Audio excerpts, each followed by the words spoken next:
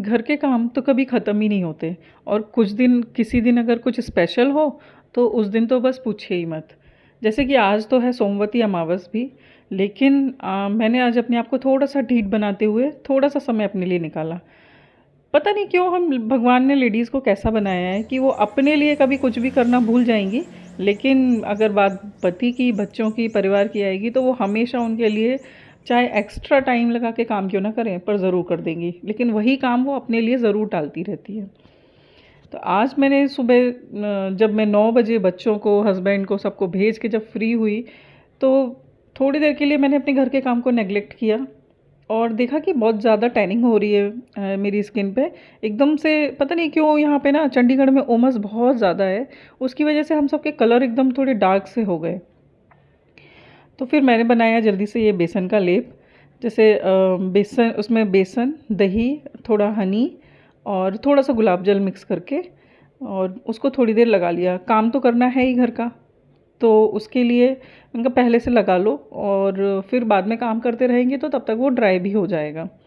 तो उसको मैंने बहुत अच्छे से अपने पूरे फेस पर अप्लाई कर लिया। जितना भी जो खुला हुआ एरिया होता है हमारी स्किन का, जैसे नेक हो गया,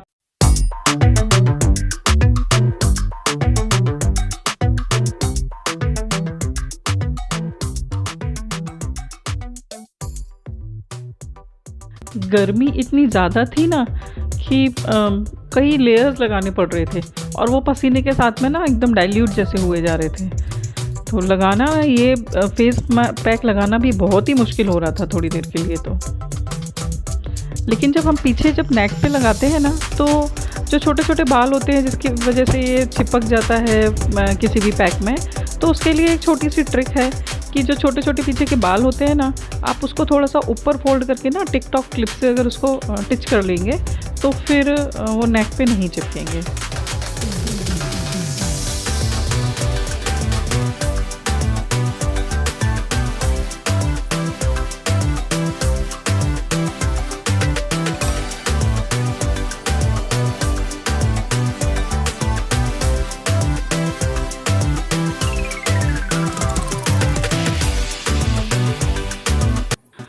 और ये ना पैक कुछ ज़्यादा ही बन गया था, तो कोई बात नहीं, इसको तो मैं बाद में भी यूज़ कर सकती हूँ। इसको मैं वापस से फ्रिज में ना रीस्टोर करके रख दूँगी और ये बाद में कभी काम आएगा।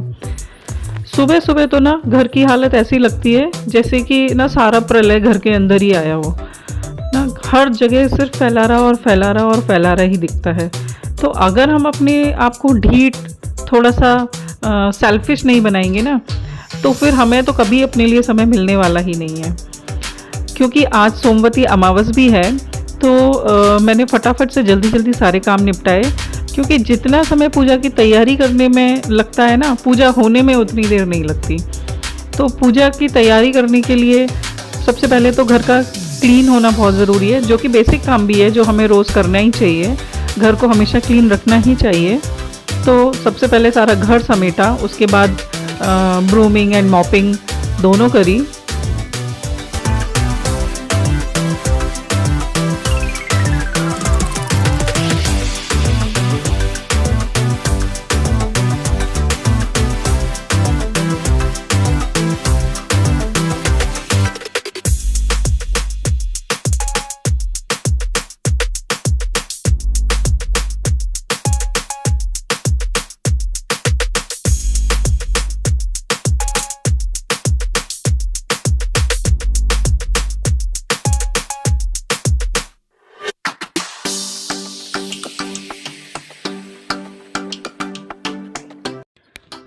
आज है ना लाडू के नए स्कूल का पहला दिन था, तो थोड़ी सी ये भी चिंता हो रही थी कि पता नहीं वो वहाँ मन लग रहा है उसका या नहीं लग रहा, कहीं वो रो तो नहीं रही। तो बेशक स्कूल वो पहली बार नहीं गई है, लेकिन अचानक से नया माहौल, नए टीचर्स, नए बच्चे, नया स्कूल, तो थोड़ी सी चिंता ये हो ही जाती है कि बच्चा पता नहीं एडजस्ट कर पा रहा है या नहीं। तो बार बार मेरा मन उधर ही जा रहा था। पर क्या करूँ, थोड़ा सा अपने आप को ना हार्ड और स्ट्रॉन्ग बनाना ही पड़ता है। सुबह मैंने उसको बहुत उसे भेज तो दिया, लेकिन दिन भर मुझे यही फील होता रहा कि पता नहीं वो क्या कर रही होगी, कैसी होगी।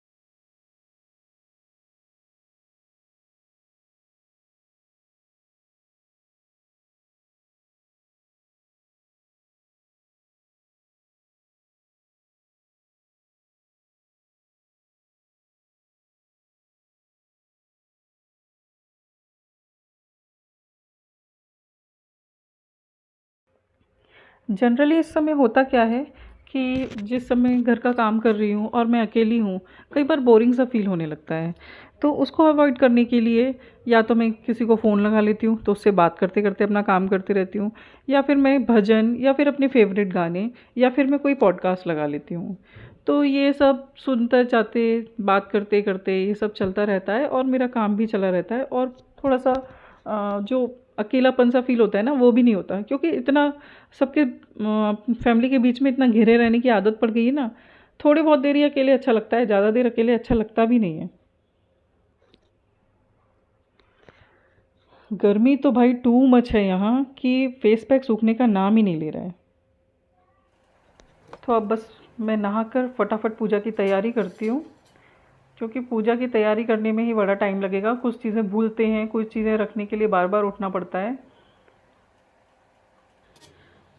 तो चॉक पूरने के पहले पहले उस जगह को पानी से थोड़ा सा गीला कर लें, अच्छे से साफ़ कर लें, हाथ फेर लें गीला हाथ, और फिर उसके ऊपर आटे से चॉक पूरना चाहिए। कोई भी पूजा करने के लिए ये बहुत ज़रूरी होता है, चॉक पूर के ही किसी भगवान देवी देवता को वहाँ पर स्थापित करना चाहिए।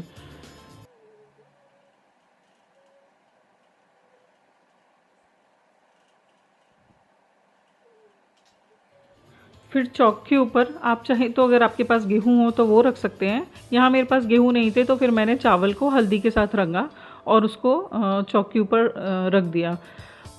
हल्दी या चावल के ऊपर ही जैसे कलश स्थापित किया जाता है या किसी भी देवी देवता को स्थापित करना चाहिए, तो उसके ऊपर ही मैंने अपनी तुलसी जी को स्थापित कर दिया है।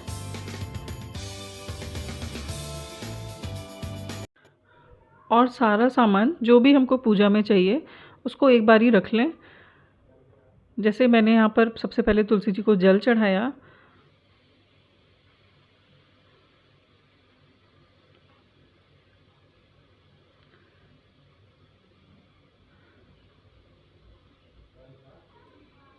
फिर उनका दिया जलाएं, और उसके बाद जो घर में होम करते हैं ना, छोटी सी अग्यारी, वो उसको ज़रूर करना चाहिए।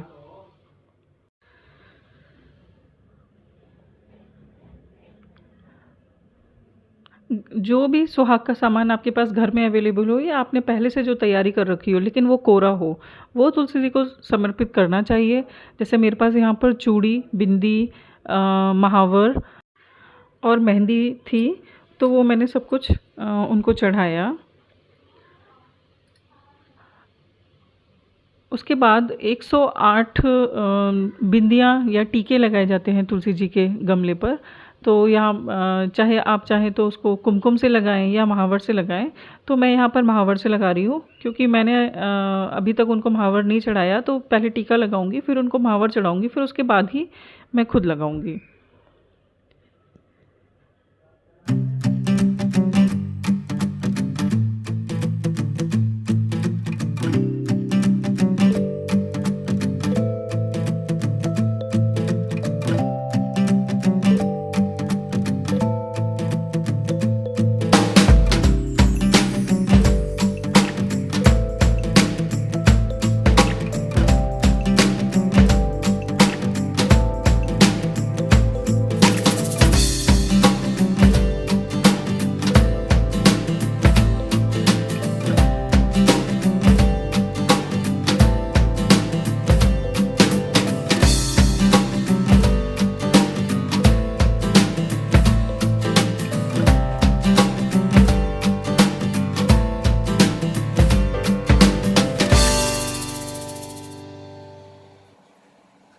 तो जब हम रेंटेड अपार्टमेंट में रहते हैं ना, तो बहुत सारे एडजस्टमेंट हमें करने पड़ते हैं, खासकर जगह के साथ। जैसे यहाँ पर एक बालकनी है, वो तो एकदम नाम की ही है, बहुत छोटी सी है, जिसमें सिर्फ मैंने तुलसी जी को बाहर रख रखा है और उसमें बस जल चढ़ा सकते हैं खड़े होके, इतनी ही जगह है। और जो दूसरी बालकनी है, उसमें थोड़ा सा ही स्पेस है जिसमें सामान रखा है, तो वहाँ पर तुलसी जी को रखकर परिक्रमा नहीं दी जा सकती थी। इसलिए फिर मैंने ये डिसाइड किया कि रूम में ही रखकर उनकी पूजा कर लूँ, और शाम होने से पहले फिर वापस मैं उन्हें उनकी जगह पर रख दूँगी। जभी भी हम दिया या होम करते हैं, तो उसको करने के बाद हमेशा जल से आचमन ज़रूर करना चाहिए। कहते हैं आचमन करने के बाद ही वो उसको देवी देवता स्वीकार करते हैं।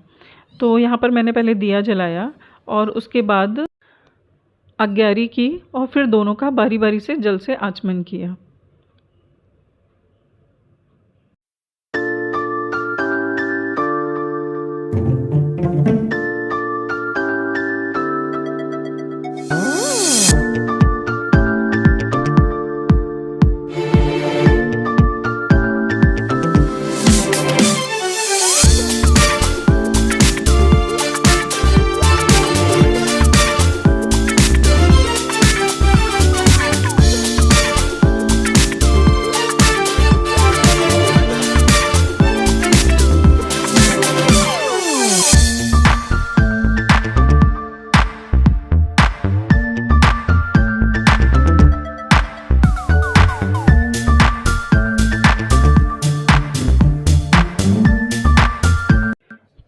यहाँ पर तुलसी जी की 108 फेरियाँ देना चाहिए, और अगर आपके पास तुलसी जी अवेलेबल ना हो तो फिर आप पीपल के पेड़ की भी 108 फेरियाँ दे सकते हैं।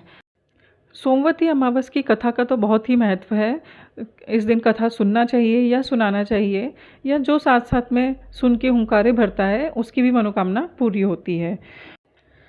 तो कथा इस प्रकार है कि एक गांव में एक पंडिताइन रहते थे, जिनके 7 बेटे और एक बेटी थी।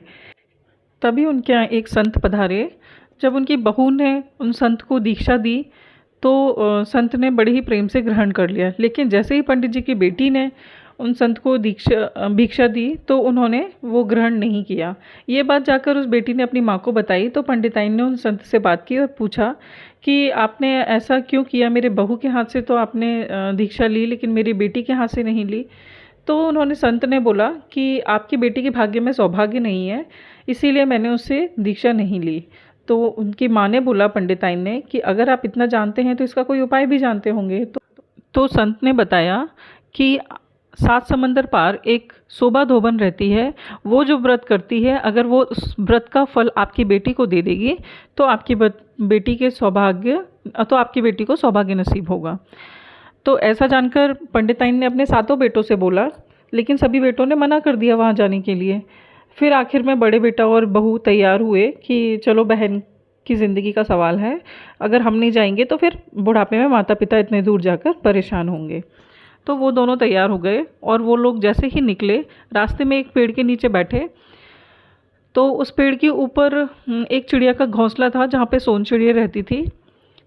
जब भी सोन चिड़िया अपने भोजन की तलाश में जाती थी तभी एक सांप आकर उसके बच्चों को खा जाता था। लेकिन क्योंकि उस दिन पेड़ के नीचे पंडित जी के दोनों बेटा और बहू बैठे थे, तो उस दिन वो सांप नहीं निकला अपने बिल से बाहर और उसके चिड़िया के बच्चे बच गए। चिड़िया जब लौट कर आई तो उसने अपने बच्चों को जीवित देखा तो बहुत खुशी हुई। तो जब उसने अपने बच्चों को देखकर इतनी खुशी हुई तो उनके बच्चों ने बोला, माँ अगर आज हम जिंदा हैं तो इन राहगीरों की वजह से जिंदा हैं। तो सोन चिड़ी ने उन दोनों से बात की और जब उन दोनों ने अपनी बहन की पूरी स्थिति बताई तो फिर सोन चिड़िया ने खुद उनको शोभा धोबन के गांव छोड़कर आ गई। शोभा धोबन का भी काफ़ी बड़ा परिवार था, जहाँ से अधिकतर झगड़े की आवाज़ें आती थी। बहुएं आपस में लड़ती थीं कि आज मैंने काम ज़्यादा किया या मैं काम ज़्यादा करती हूँ। तो पंडित के बेटा बहू को ये माहौल कुछ ठीक नहीं लगा बात करने के लिए, शोभा धोबन के घर जाने के लिए। तो वो लोग उसी गांव में रहने लगे। रात में बेटा बहू जब जाते धोबन के घर पे, जब सब सो जाते थे तो सारा उनका घर का काम करके वापस आ जाते थे। ऐसा 2 से 4 दिन चला। लेकिन जब सुबह धोबन ने पूछा कि आजकल बहुएं लड़ाई नहीं कर रही हैं तो सारा काम कर कौन रहा है, तो दोनों बहुओं ने मना कर दिया।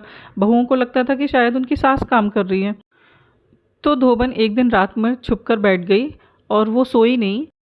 जैसे ही पंडित के बेटा बहू उसके घर में आए तो उसने उनको पकड़ लिया और बोली, आखिर तुम हो कौन जो मेरे घर में आते हो, चोरी छुपे से मेरा काम करके जाते हो, तुम्हारा मंशा क्या है। तो ऐसे में बेटा बहू ने सारी बातें उस धोबन को बताई। तो धोबन ने बोला, तुम खुशी खुशी जाओ और अपनी बहन की शादी पक्की करो और उसका एक न्योता मुझे भी भेज देना। जैसे ही बहन की शादी होने लगी तभी मंडप में उसका होने वाला पति अचानक से मर गया। उसी समय वहाँ पर धोबन आई और उसने अपने व्रत का सारा फल उसको कन्या को देते हुए बोला कि मैं आज से अपने सोमवती अमावस का व्रत का सारा फल इसको देती हूँ। तभी उसका पति हरी हरी करके जीवित हो उठा। लेकिन वहाँ शोभा धोबन के घर में अचानक से उसके पति और बेटों की मृत्यु हो गई। तो जैसे ही धोबन के गांव वाले मृत लोगों को घर से ले जाने के लिए आए तो उनकी बहुओं ने बोला कि हमारी माँ जी जाते जाते बोल गई थी कि जब तक मैं घर में लौट के ना आऊँ तब तक घर का कूड़ा भी बाहर नहीं जाना चाहिए, तो जब तक माँ जी नहीं आएंगी हम इन लोगों को नहीं ले जाने देंगे। तभी वहाँ से लौटते समय शोभा धोबन को रास्ते में जंगल में ही सोमवती अमावस का व्रत पड़ा। तो उसने 108 कंकड़ इकट्ठे किए और वहीं पर सोमवती अमावस की पूरी परिक्रमा की। तो जैसे ही उसकी परिक्रमा पूरी हुई, उसका पति और बेटे सभी जीवित हो उठे। शोभा धोबन जब वहाँ अपने घर पहुँची तो बहुओं ने सारा हाल बताया। तो शोभा धोबन ने बोला ये सारा महिमा सोमवती अमावस की है। तो हे भगवान, हे तुलसी महारानी, जैसे आपने शोभा धोबन और पंडित की बेटी को इस व्रत का फल दिया, वैसे ही सबके ऊपर अपनी कृपा बनाए रखना, सबके जीवन में सुख समृद्धि सौभाग्य सदा बनाए रखना, ऐसी ही सबकी कामना है। बड़ी ही महिमा है इस व्रत की।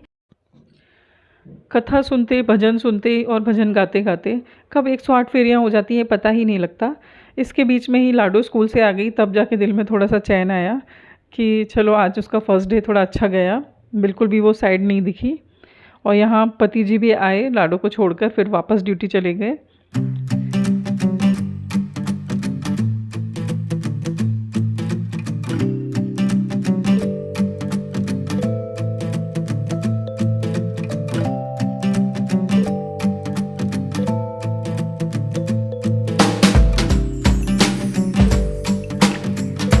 तो फ्रेंड्स, ये था मेरा आज का वीडियो। अगर वीडियो आपको ज़रा भी पसंद आया हो तो please like share and subscribe ज़रूर करें और थोड़ा सा समय अपने लिए ज़रूर निकालें, मेरी तो यही रिक्वेस्ट है।